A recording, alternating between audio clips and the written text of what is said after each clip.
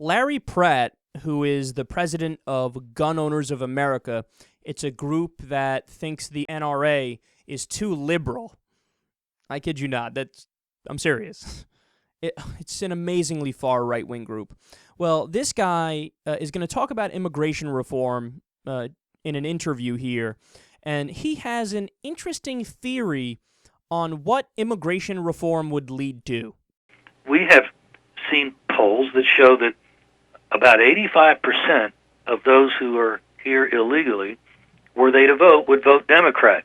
Well, that means kiss our Second Amendment goodbye. It means really kiss our republic goodbye, because if you give the Democrats a lock on all the levels of government, the country goes communist. It's just the end, because they know no limit to the big government that they support. It would be extremely dangerous, and gun owners would be early on in the sights of those Democrats that might be voted for by the newly minted voters. So if we do immigration reform, we're going to get communism.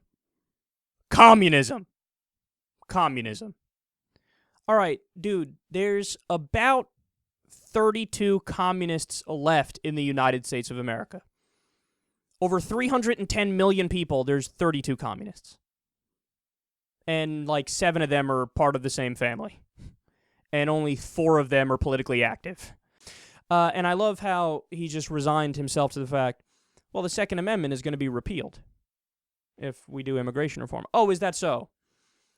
I wish somebody would ask Larry Pratt, hey, buddy, just a question. Do you know how the Second Amendment works? Do you know how the Constitution works?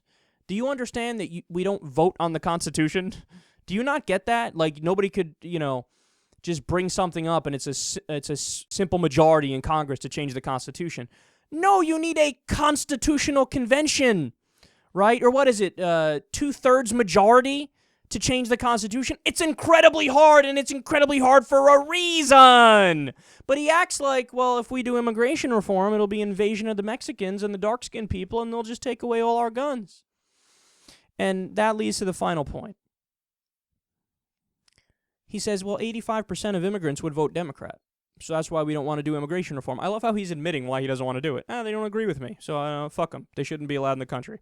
Yeah, here's what you should do. You should say, well, that's a fact and that's true. So why don't we try to gain their loyalty and gain their allegiance and get them to vote for us? I don't know if you know this.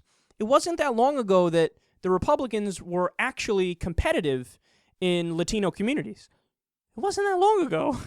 It wasn't that long ago. George W. Bush got a pretty good percentage of the Latino vote.